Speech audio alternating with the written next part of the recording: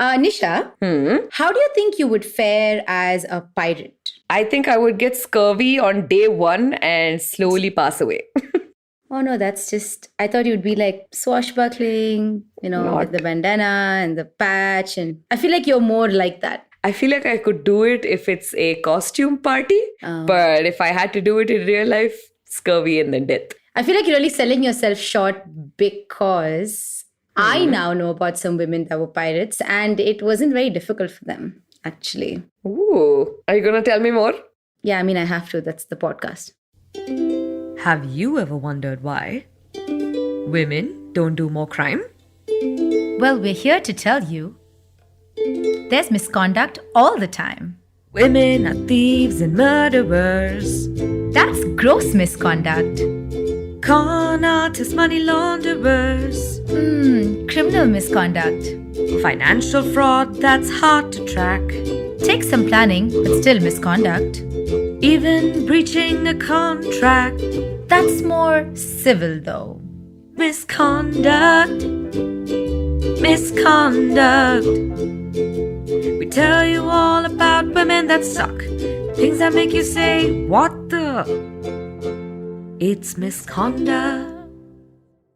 Hello, and welcome to Misconduct. We are a podcast that talks about bad women through the ages, some criminals, some just ethically weird about things. But that's the podcast. I am Ragavi. And I am Nisha. And today we are doing another surprise episode. These episodes is where one of us comes in cold, the other one has done all of the preparation, all of the research, and they're going to do the storytelling and the other person's just going to react. Today I'm going to react and Ragavi is going to story tell. I'll get to it. But Nisha, Okay. do we have disclaimers before that? Oh, disclaimers. Yeah. Yes. Everybody should listen. No, I'm kidding. This is a podcast not suitable for children and listener discretion is advised. Yay! Thank you. For legal purposes, we had to say that. Now, Nisha, I want to tell you about something that was called the golden age of piracy. Ooh, like torrents? No, that was the 2000s. And every other clip was like some Metallica song. Every time. But the golden age of piracy was the period between 1650s and 1730s. This is where the English and the Spanish seas and colonies were just like terrorized by pirates, like just non-stop. So when I say, the English and Spanish seas, I'm talking about their colonies as well, right? So that would mean the United Kingdom, Spain, the Caribbean, the Indian Ocean, North America, West Africa, like a lot. In fact, if I keep talking, it'll just make you angry that these tiny countries could conquer so many other places. Now, this is a time of, as piracy works, intense looting and plundering by some very famous pirates. Do you know any famous pirates? Captain Jack Sparrow? He's in the middle of a lawsuit now, apparently. But Is he? Any others that you know? Blackbeard is actually a pirate that I That's had right. to do. Yeah. And Blackbeard is from the Golden Age, actually. Okay. There's a guy called Captain Kidd who, he's called Kidd, but I think he was like in his 30s. To be fair, you could only live up to your 40s back then. Yeah, exactly. I was just going to say. So he was, by that age, an old man. There were some other famous pirates, Henry Morgan, who I've come to understand that, Captain Morgan, the drink, is based Yes. after. There's a guy called Black Sam, who I don't know much about him, but I'm going to assume he wore a lot of black. I don't know. Let's go with that. But one interesting thing about pirates is, and I want you to know this because it has nothing to do with the plot, but I want you to know this. They didn't speak, that our meaty kind of stuff. Did you know that? Yes, I did. Oh, God damn it. The one interesting thing I want to throw at you.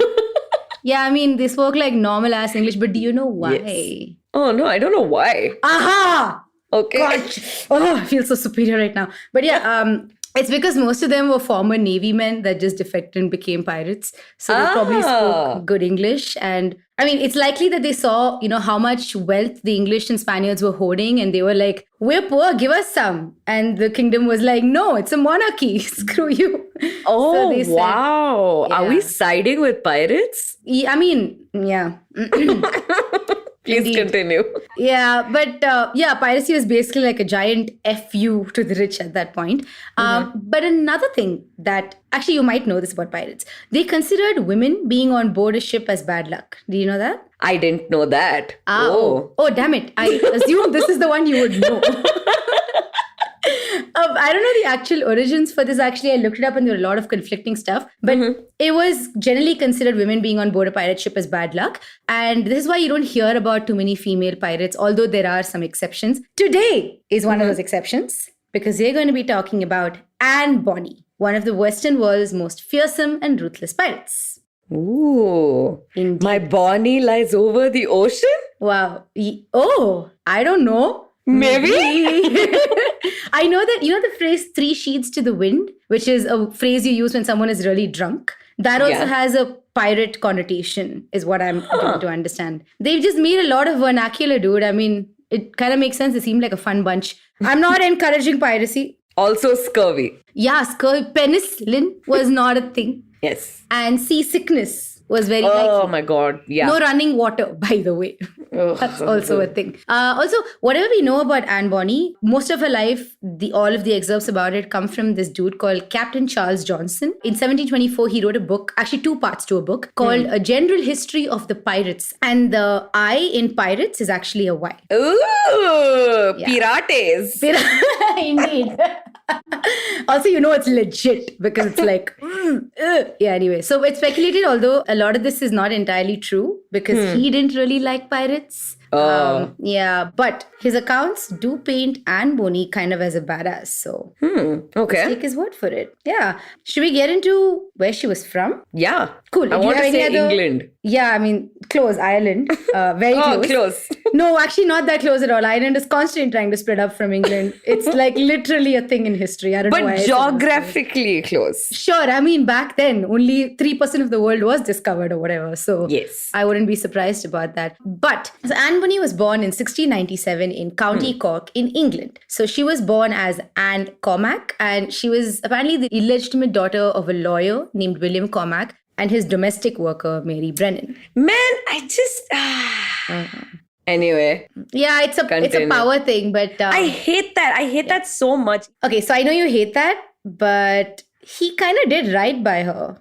Oh. So actually, well, he didn't do entirely right by her. Basically, what happened was William Cormac's actual wife heard about the affair and she was like, bye, boy. And she just left. And Cormac decided to live with Mary Brennan and raise their daughter. So, congratulations for not being a deadbeat dad. Wow, cookies all around. Cookies for all men.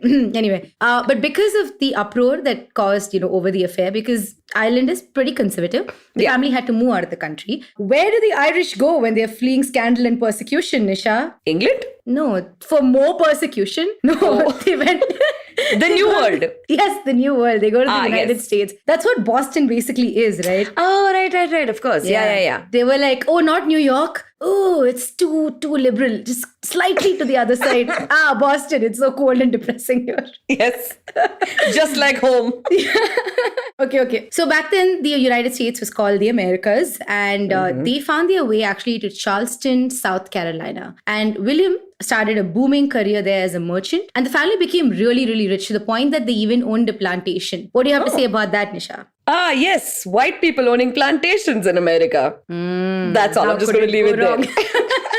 That's fair. But Anne Cormac, who was their daughter, she grew up in South Carolina and she grew up to be a little rambunctious. Rebellious? Yes. Other words that are the same as rebellious. So when she was 13, it was rumored that she murdered a young girl with a knife. Whoa. The origin of the argument between the girls was actually never known. But I'm just going to assume that Anne was a really angry girl. Yeah, and there's another story about a young man who was trying to sexually assault her. She apparently beat him up so bad that he was in a medical home for weeks together. And That one I'm not too mad about. I'm not either. I'm also not mad at the fact that tetanus wasn't a thing then. So I'm hoping she cut him up. That's the best I can hope for it. Yep.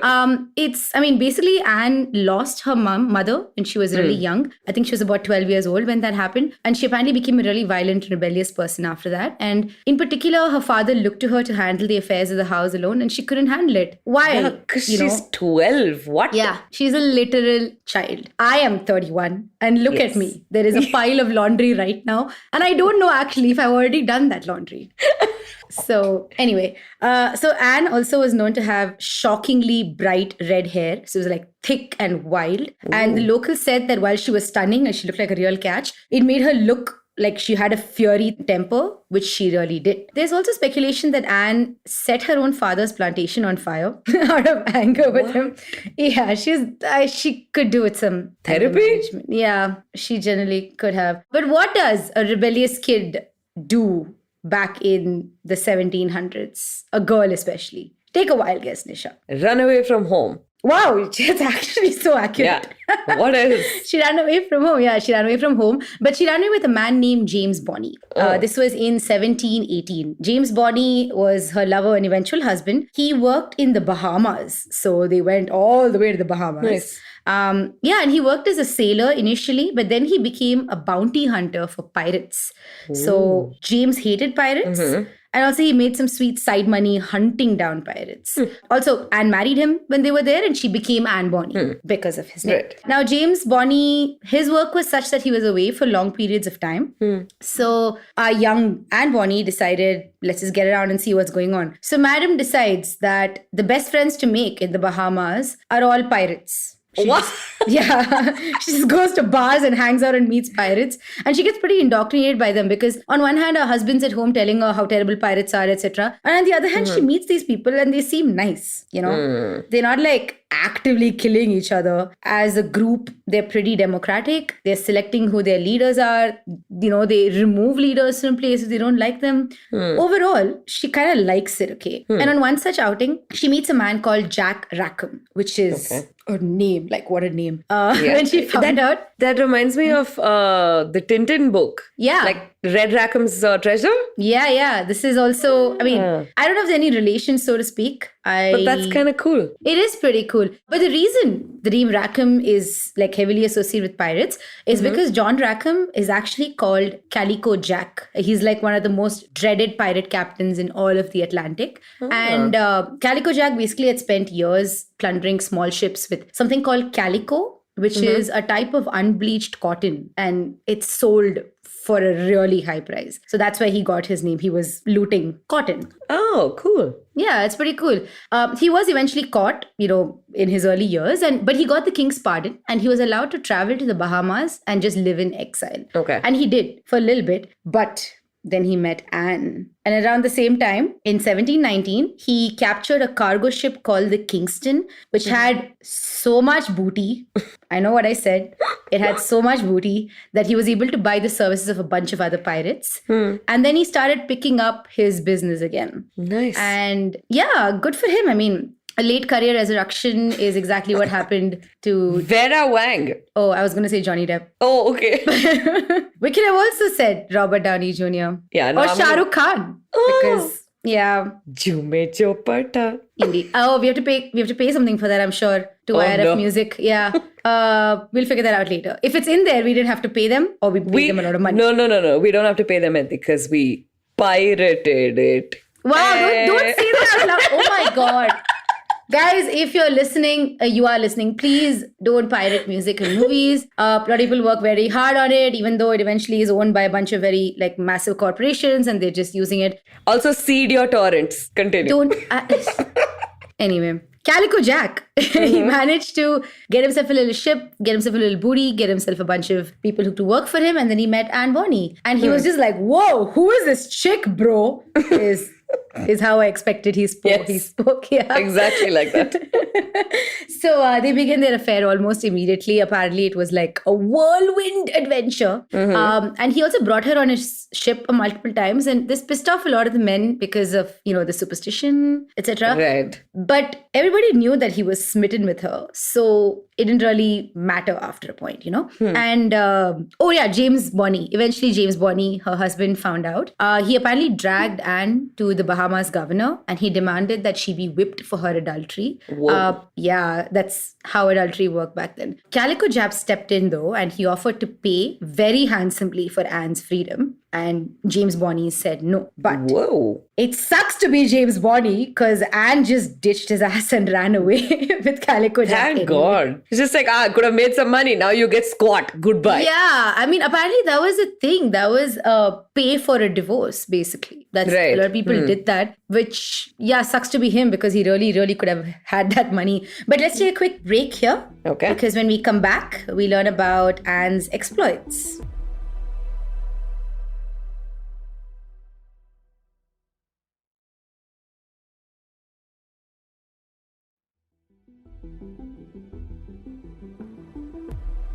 Welcome back after the break. We are talking piracy today, not the ones that you used to do on your laptops, but like actual legitimate piracy. And we are listening to the story of Anne Bonny, who kind of reminds me of Merida from Brave at this point. Yeah, that's exactly who I was imagining the entire time I was writing all these bits. Yeah. Yeah, so she's just ditched her husband, John Bonny. No, sorry, James Bonny. Sorry. But it's not relevant. No one cares. It's John, James, exactly. Jack. It's all the same thing. Yes. And is now on a whirlwind adventure with Calico Jack. That she is. This whirlwind adventure, by the way, like the fact that Calico Jack stole Anne Bonny, so to speak, this act caused Calico Jack's pardon from the king to be revoked. Oh, no. Yeah, so now he's a wanted man again. And I think this made Anne Bonny somehow more attracted to him because she's like, yeah, let's do this.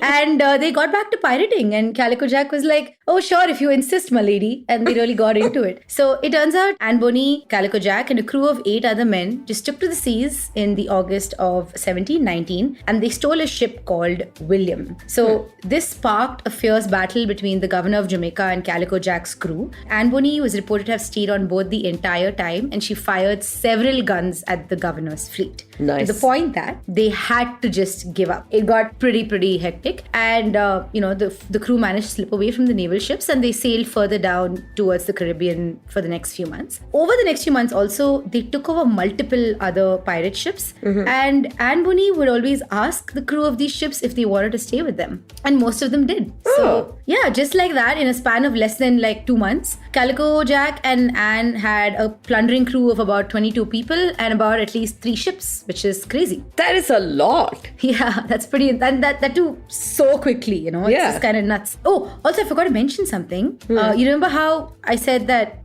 pirate crew generally are extremely superstitious about women being on board? Yep. Anne Bonny knew this, and she also knew that this sort of would probably take down their position as pirates, especially if they were raiding other people. So whenever the pirate crew got ready to attack a ship, she always made sure she dressed as a man. Ah. Yeah, just to keep Nice. their morale high. And, I guess just in case somebody looked at it as a bad woman and felt like, yeah, we can beat them. I don't know. Nice. I am all for a cross-dressing pirate. That's awesome. Yeah, it is. In fact, history sees her as equal parts feminist icon as well as cross-dressing pirate. I mean, yeah, sure. Amanda Bynes also did it. Hey.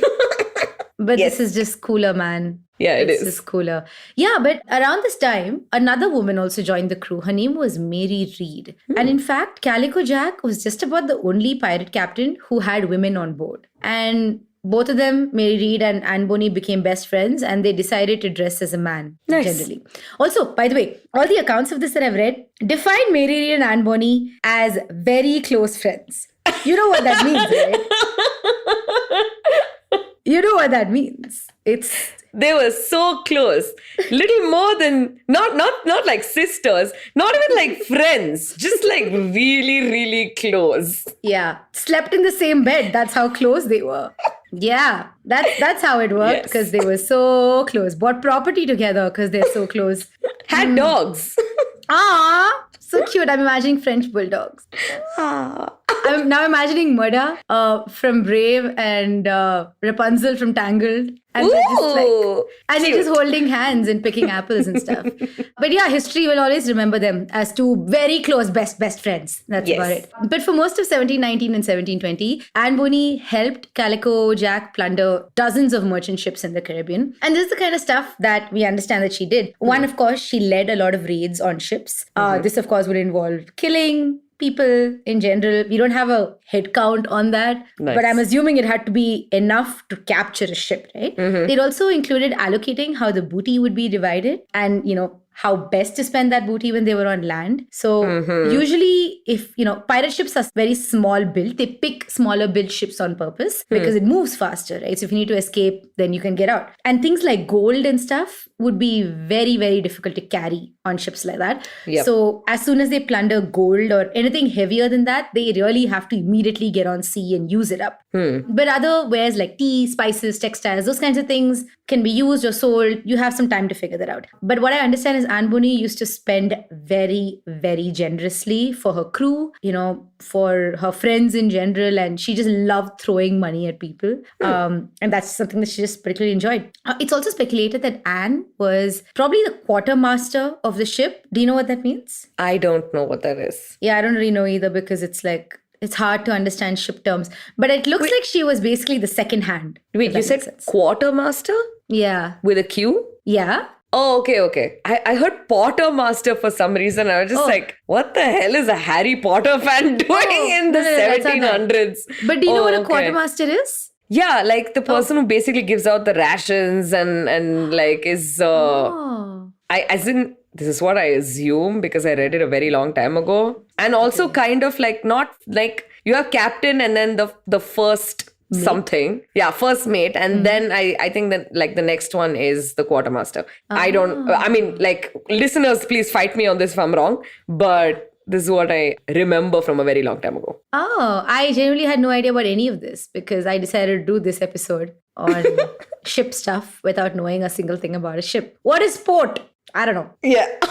The other Ball. one. Starboard. That one. The hull. The hull. Iceberg. Anyway, basically Anne, I think, was the second or third hand, however it worked. And also since pirates had a mostly democratic election system, it's very likely she was voted into that position. So Oh, that is so cool. not bad, right? Not bad at all. Yeah. Also, we have some accounts about how Anne fought, like as a swordswoman. Apparently, she fought the ferocity of a man because I don't know. I guess only men are allowed to be angry.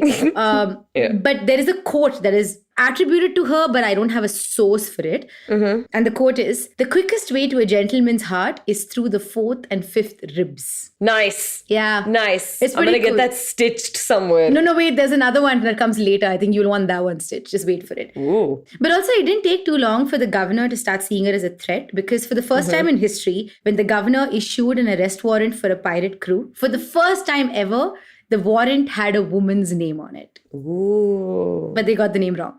Hey, come on. Yeah. They called her Anne Fulford. They just got the name wrong. What? Yeah, that was the warrant that was issued in September 1719 and they just named her wrong. So that sucked. That is so dumb. Can you imagine if someone came to arrest her and she's like, that's not me. Yeah. Look at my Aadhaar. It's not me. Indeed. Also, there's a publication called the Boston Newsletter. It was a very popular periodical at the time. And it's so far up north compared to the Caribbean. That newsletter is called Anne Bonny a wanted pirate. So she was famous. Wow. Look at you, Anne Bonny. Not bad, right? She also had a bounty on her head. We couldn't find any specific numbers around this. But I'm sure she did because there's no other way. I mean, if there's a warrant, I'm sure there must be a bounty for her, right? Another thing, also another stereotype. Do you know, like, when you see pirates, you see them wearing like a bandana or a handkerchief around their heads. Yeah. You've seen that, right? That wasn't actually a thing in general. It only became a thing because Anne Bonny and Mary Read used to wear them so no one could see their long hair. Oh, that is so cool. Yeah. Did they also have like fake mustaches? That would have been awesome. No, it's just a little mustache. You draw your finger and then you hold the finger in front of your face. I love it. It's like that.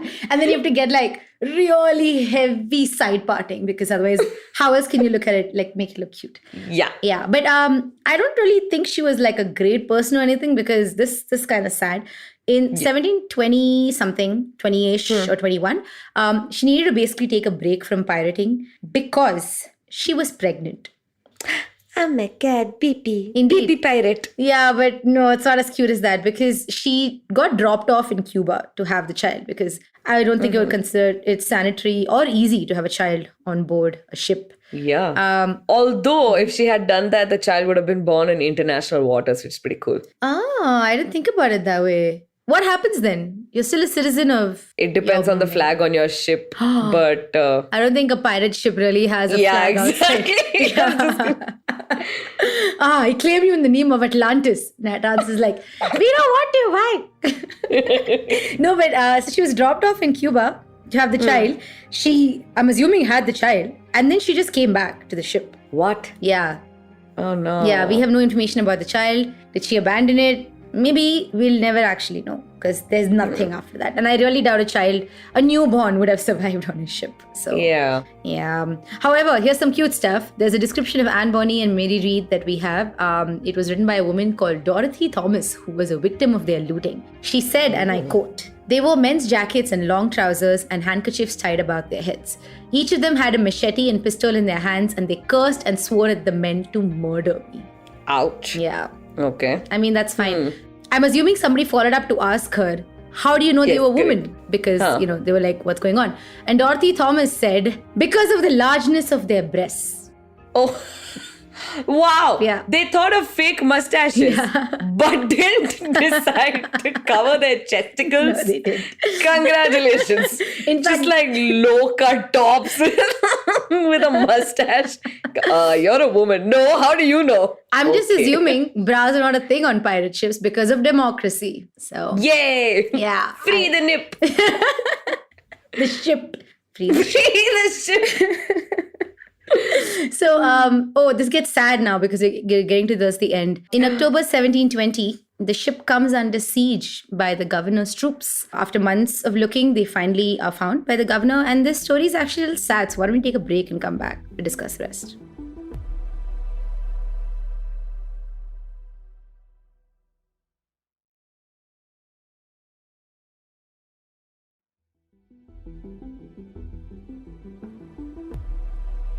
Oh my god, that break was too long. I am like so dying to hear what is going on next. Ragavi, you can't do this to me. My stress levels are shooting through the roof. Dude, this what happened? surprise stuff was your idea. And I say, I yeah. know. I mean, I'm having a great time so far. And to be fair, I have the same amount of stress when you do your episodes. So Okay, now tell. Okay, sorry. Okay, where we stopped last was that Anne Bonny, the female pirates that ever existed. Well, her ship was ambushed. So in October 1720, Anne Bonny, Calico Jack, and the rest of their crew were ambushed on their anchored ship. The ship was called Revenge. Now, the raid was led by Captain Jonathan Barnett, who was commissioned by the governor of Jamaica to get rid of them pesky pirates. I don't know why I did that. I don't know. You know what? I'm just realizing in this moment that if you had done this surprise episode, you would have only spoken in a fake pirate accent. Yeah, that's true. Yeah. Nobody would have understood Yeah, anything. I realized that right now. So lucky you, dear audience, that I decided to do this. Thanks for everybody. But yeah, they basically ended up raiding the ship, and apparently most of the crew put up very little resistance because they were all drunk. Oh, come on. Yeah, I mean, they have a reason. So just the earlier evening, they had captured a Spanish merchant ship, and this is how they celebrated. So I get it. Damn. But it turns out Anne Bonny and Mary Read were the only ones on board who were sober, and they basically fought by themselves throughout. Apparently, there are records of Anne Bonny screaming at her crewmen, telling them that they have like a shred of dignity. They would come and fight. But they're all too drunk to really remember anything. So it didn't really work out. Also, if it was just two women against a horde of like naval folks, so they had to eventually surrender. Now, the men were rounded up and taken to Jamaica for their trial. And I say trial, but what I mean is summary execution because they don't care. Oof. Yeah, I mean, there's not really much to do here. They've been wanted for a while, and it's not like they were really rights back then. So, so this is when the Navy found out that two of the men on the crew were actually women. Now, here is the part that you might say, Anne Bonny and Mary Read probably held their heads really high and went to the hangman's noose and they faced death like the brave souls they were. You would think that. But that did not happen. Instead, they escaped. No, I'm not that nice also. Instead, they told the governor that they were pregnant. You know what? I get it. Yeah, so do I. I get it. Because, I mean, is it true? We don't know. But also, how do you know? You can't find out. How do you find out? Yeah. Yeah. There's no stick to pee on. Yeah, you can't just walk into an Apollo pharmacy and be like, give me that pregnancy test with Kareena Kapoor's face on it or whatever. You can't do that. By the way, I just watched Pathaan recently in the theaters. And those ads never come anymore. Those Prega Shore ads. Oh. Yeah. It is overtaken by Manyavar. They're just like, we're sending out too many pregnancy ads. Let's take a step back and do marriage ads. Yeah, exactly. Come on, guys. There's like a routine. There's like a chronology to this. But yeah, there's also a slightly different story that could be true as well. Apparently, a lot of the naval men that work for the governor actually knew Anne's father. Because of his good reputation, because he was a rich dude. And there are sources that say that they probably went easy on her because of this. Ah, interesting. Sure. But they were let go. That's the whole point of this. Anne Bonny got away, but Mary Read was not so lucky. So a few days later, due to, mostly the terrible conditions of their jail cell, Mary kind of ended up with a fever and gradually passed away. There are sources that it could also be, her passing away from childbirth. We have no idea. There is a ledger in a church in Jamaica that lists her burial on 28th April 1721, and it says Mary Read, pirate. Hey, that's so cool. It is pretty cool. Calico Jack, though, was sentenced to hang because, Now, he was wanted for other things anyway, so that's fine. That's true. Also, he's basically, at the time, he stole a woman. Also, you know? So pretty much. From that point, effectively, he was kind of screwed. But this is the part I'm sure you will really enjoy, because on the day of his sentencing, Anne Bonny came before Calico Jack and she said, "I'm sorry to see you here, but if you had fought like a man, you needn't be hanged like a dog." Bruh, come on. Okay, first he is already dying. Yeah, there is no need to kick him in the crotch before he goes. He took the sympathy angle. I thought it'd be like, whoa, tattoo time. No. I like the other one better. The other one is a lot more universal. Yeah. This is a very specific. So unless you're going down to central jail and you're constantly hanging, like showing this to God. people, it doesn't really make sense. But you know what the most interesting part about all this is? We actually have no idea what happened to Anne Bonny after that. Like, just no clue. There are some sources that say that she went back to piracy, but I think they were just sort of like hyping her up. Maybe they wanted her to do it, because by that point, the golden age of piracy in the Caribbean was pretty much over. So she probably wasn't all that successful. There are some rumors that she returned to the Americas, where she married, had children, whatever, but that sounds boring. Yeah. So I don't think that's something she would have done. There's also some speculation that she could have just died somewhere in Jamaica, because there is a church ledger which says burial of Anne Bonny on 29 December 1733. But we actually don't know if it's her, because unlike for Mary Read, it didn't specifically say pirate. It could be any Anne Bonny. Yeah, it's a pretty It's a common name, nonsense name. Yeah. But yeah, I think these endings are really, really boring. So I'm going to ask you, name top 3 ways she could have died. Go, no pressure. She should have been asked to walk the plank, matey. Go on. Nuclear explosion. Yeah, that sounds about right. Yeah. Or alternatively, I propose she went to the world's end, found the Fountain of Youth, and she's still alive and listening to this podcast. Oh, I honestly thought you would say she became Calypso. Ooh. Right? Either one of those. Yeah, for those of you who don't know, if you have watched all 3 of the Pirates of the Caribbean movies, and yes, I said all 3 because there are only 3. The third one. Oh. No, there are actually 5, but I don't want to talk about the other 2. No, I haven't seen past 1, I think. What? Yeah. Oh, you were just talking about some... I was talking about Calypso from the Greek mythology. Oh, okay. So The one who has her own island. all the words that you just said, World's End, Fountain of Youth, everything are all elements in the Pirates of the Caribbean movies. Calypso included. I know World's End is. The Fountain of Youth was a guess. But Wow. nice. Yeah, it's pretty. I think you should watch the Pirates of the Caribbean series, dude. Again, we can watch just 3 and just finish it off. That's doable. Maybe And I we can- should write another one. You know what? It would be infinitely better than anything that Disney's managing to cook up right now. So I would not be too stressed out about that. But you know what I think happened to Anne Bonny? You know when she says, if you had fought like a man, you needn't have died like a dog. Yeah. I imagine that she spontaneously combusted, because what is the point of her life after that? So nuclear explosion, we agree. Oh. Yeah, we agree. Yay, finally, we're in agreement. End this podcast. Goodbye, everyone. Oh, but we are at the end. Oh, nice. That was actually a really fun and light episode. Yeah. Lots of ups and downs, mostly ups. because piracy is kind of, no, I'm not going to promote piracy.